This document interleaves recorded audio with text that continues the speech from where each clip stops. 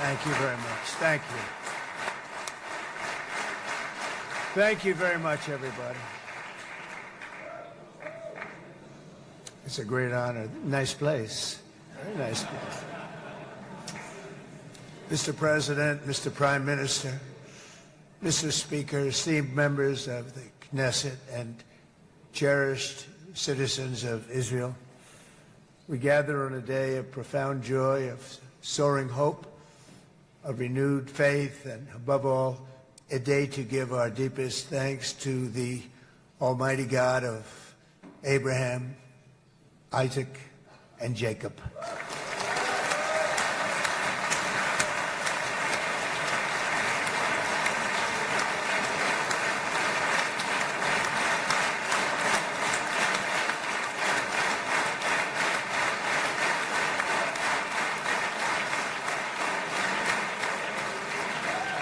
After 2 harrowing years in darkness and captivity, 20 courageous hostages are returning to the glorious embrace of their families, and it is glorious. 28 more precious loved ones are coming home at last to rest in this sacred soil for all of time. And after so many years of unceasing war and endless danger, today the skies are calm, the guns are silent, the sirens are still, and the sun rises on a holy land that is finally at peace, a land and a region that will live, God willing, in peace for all eternity.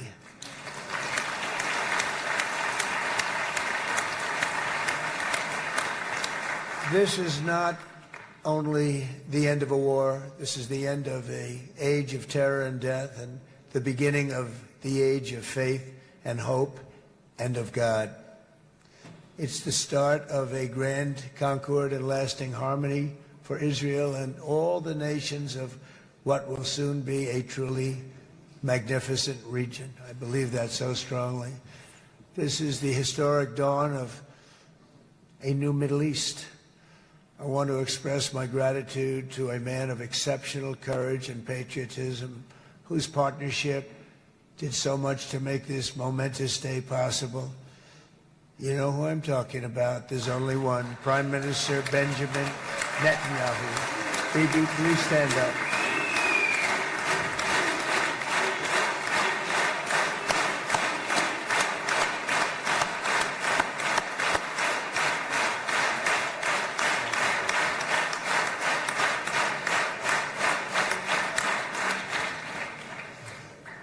And he is not easy, I want to tell you.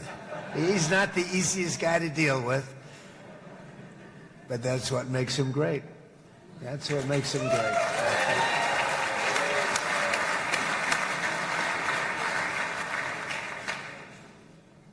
Thank you very much, baby. Great job.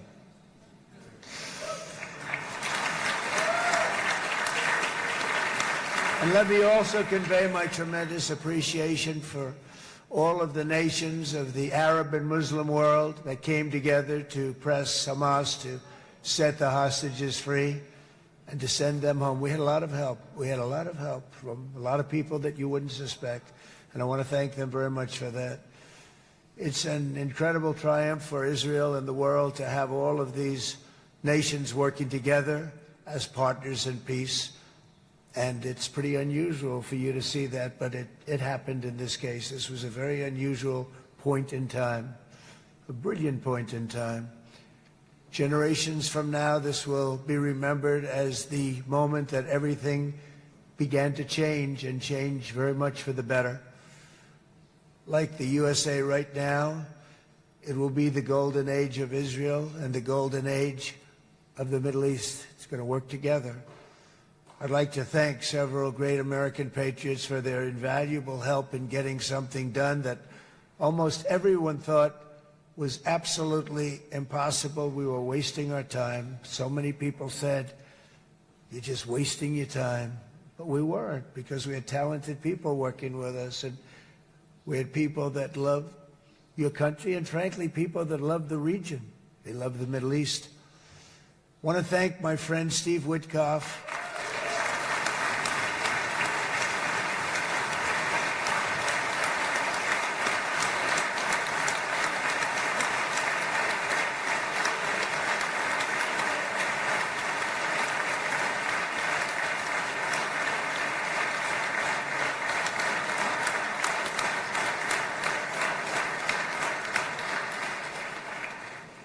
You know, Steve was chosen by me. He never did this before, but I knew him as a few things. He was a great businessman, but I know a lot of great businessmen, to be honest with you. He had tremendous negotiating skills, but I know a lot of people that negotiate pretty well, although it is an art. But there are people that can negotiate pretty well. But most importantly with Steve, he's just a great guy. Everybody loved him. Everybody. I mean, I know some negotiators that are so good, but you wouldn't have had peace in the Middle East. Would be in World War III right now with some of these guys. Everybody loves Steve, and they respect him, and they somehow can relate to him. I've known him for many years, and I've seen it over and over again. להוציא את חבר הכנסת עודה, להוציא אותו מהאולם, להוציא אותו מיד, החוצה, החוצה. Please expel this Knesset member. Please expel this Knesset member. להוציא גם את חבר הכנסת כסיף. להוציא את חבר הכנסת כסיף מהאולם. Expel Knesset member Kasif out of the hall. Please expel him immediately.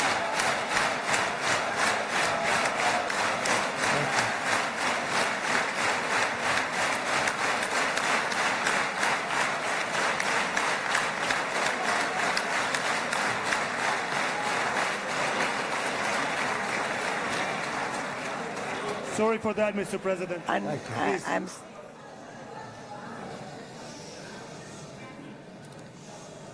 That was very efficient.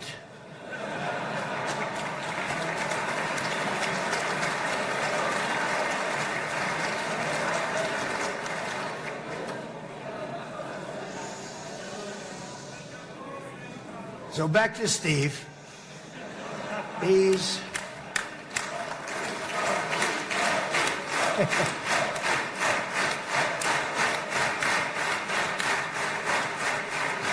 But I tell one story because he was so involved, and then we called in Jared. We need that brain on occasion. We got to get Jared in here. We got to get a certain group of people. But Steve started this all by himself. I call him Henry Kissinger, who doesn't leak.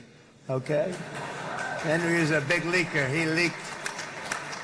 Steve doesn't leak. Steve just wants to get the job done. He wants to do what's right. But I'll give you just a quick story because, as you know, he's working on the war with Russia and Ukraine, a war that would have never happened if I were president. A shame. 7,000 young soldiers a week are being killed. More than that this last week. It's a shame. It should have never happened. But it did happen, and we won the race, and I took over this horrible war that's been raging, and I thought it would be easily settled. I thought it was a hell of a lot easier than doing what we just did very successfully with Israel and a lot of other people. But this came first, and we'll get that one. But I set up a meeting for him to meet with President Putin, thinking it would be a 15 or a 20-minute meeting. Steve had no idea about Russia, had no idea about Putin too much, didn't know too much about politics, wasn't that interested. He was really good at real estate, but he had that quality that I was looking for, and I didn't see it around in too many ways. And Vom publica discursul lui Donald Trump din Knesset în mai multe segmente pe măsură ce echipa noastră finalizează traducerile. Abonează-te la Jurnal Info și rămâi conectat pentru actualizări continue.